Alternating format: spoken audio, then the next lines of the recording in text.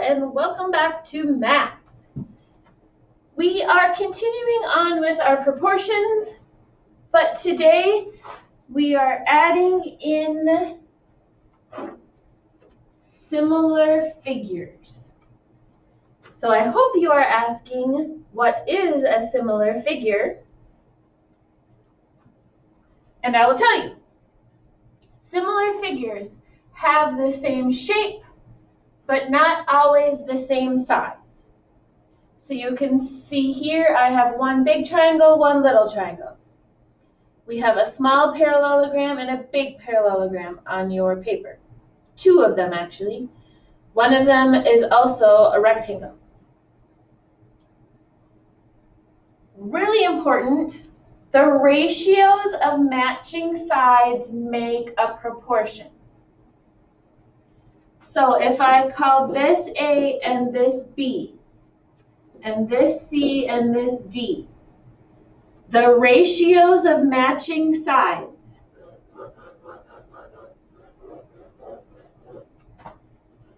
A and B is a ratio.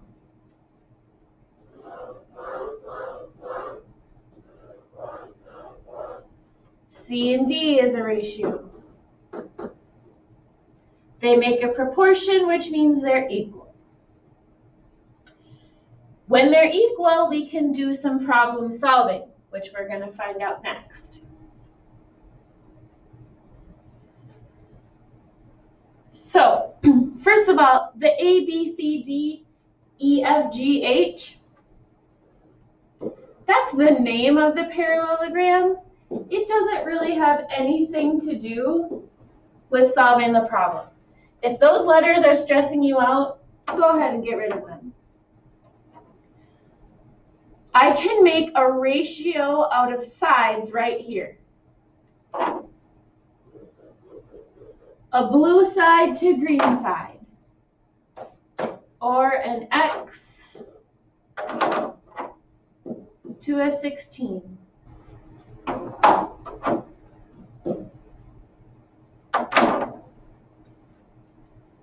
The matching side to X, 18. The matching side to 16, 24.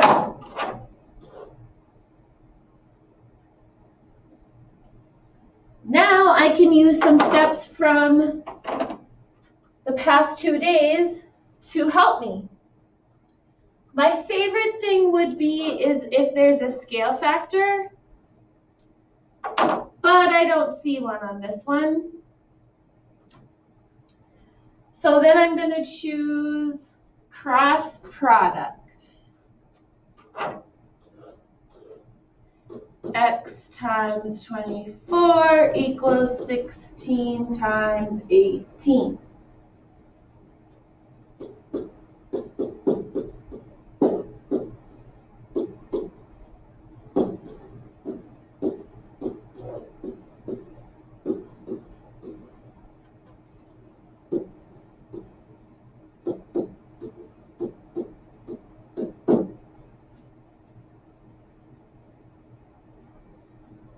Next step, divide by 24 on both sides.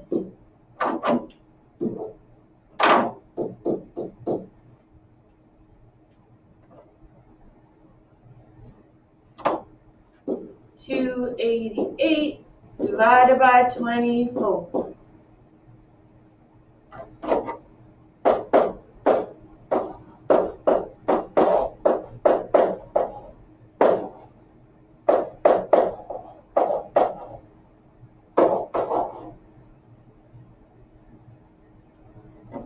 It's a good sign that I got a nice whole number like this.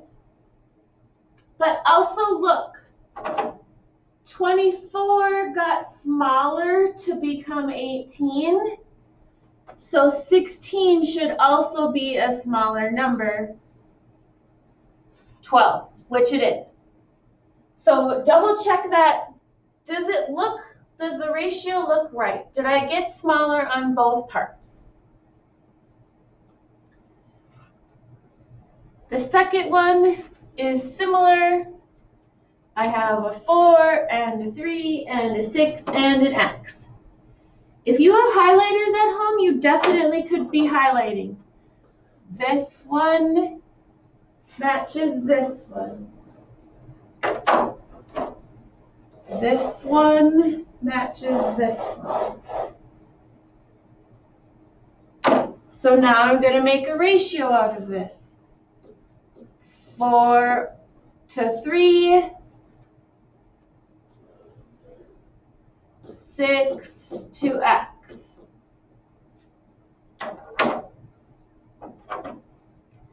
Check for a scale factor. Oh, nope, I'm 0 for 2. So I'm going to go back to my trusty friend, cross product.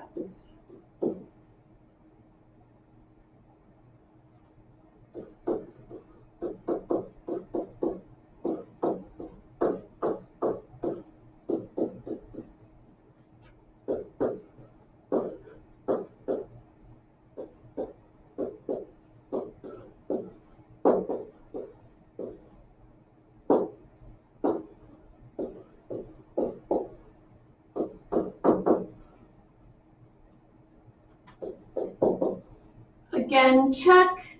I got a little bit smaller when I went from 4 to 3. Did I get a little bit smaller when I went from 6 to X? Yes.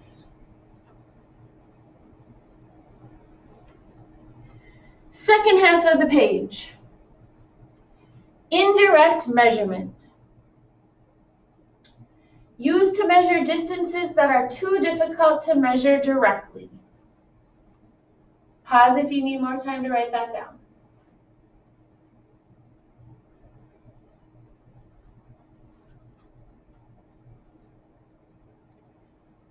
What does that mean, you ask?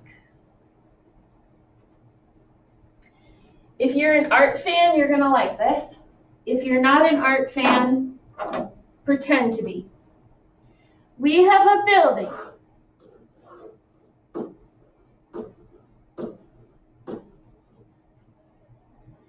That is 70 foot tall.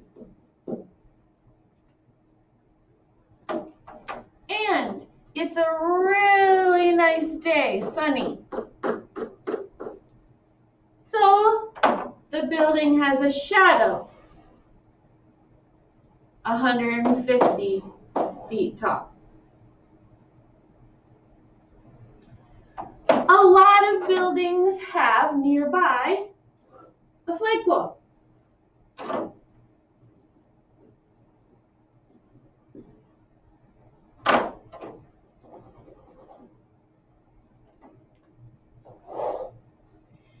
Since it's sunny, that flagpole also has a shadow, 60 feet long.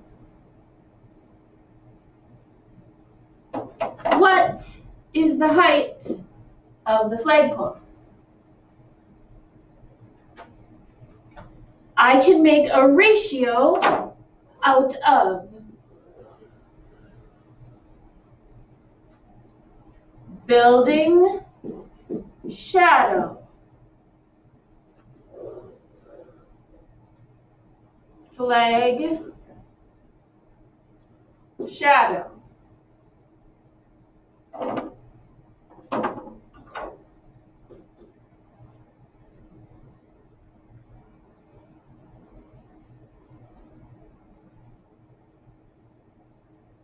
The building and the flag height should be across from each other. The shadow and the shadow should be across from each other. Can I find some sort of scale factor here? Ooh, not that I see. So I'm going to go with cross product then. 70 times 60 equals 150 times F. 7 times 6, 42, add 2 zeros.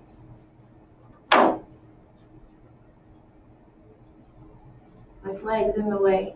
this beautiful, beautiful flag.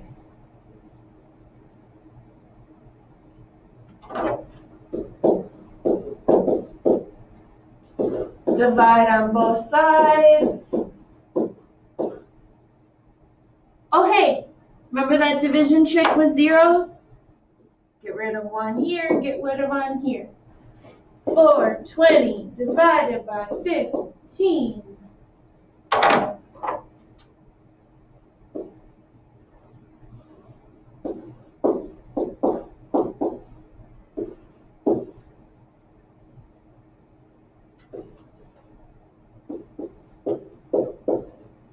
So, my mystery flagpole height, 28 feet.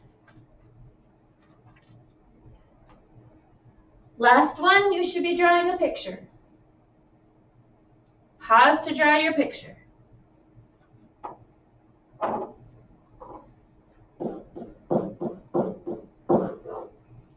Tree, shadow. A tree casts a shadow 10 feet long.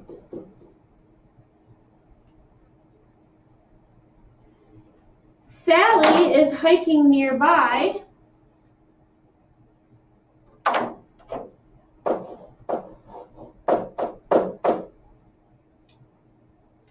Sally is 5 feet tall, and she has a shadow 4 feet long. How tall is the tree? Pause and set up a proportion.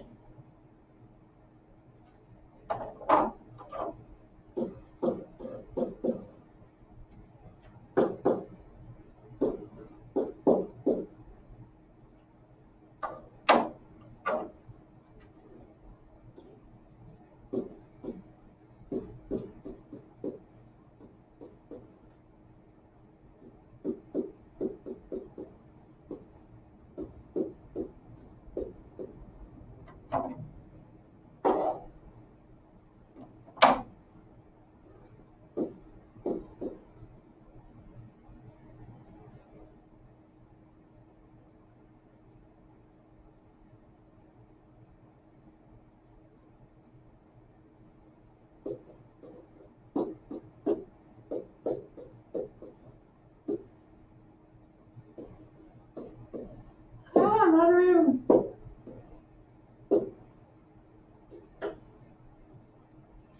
Tree equals 12.5 feet tall.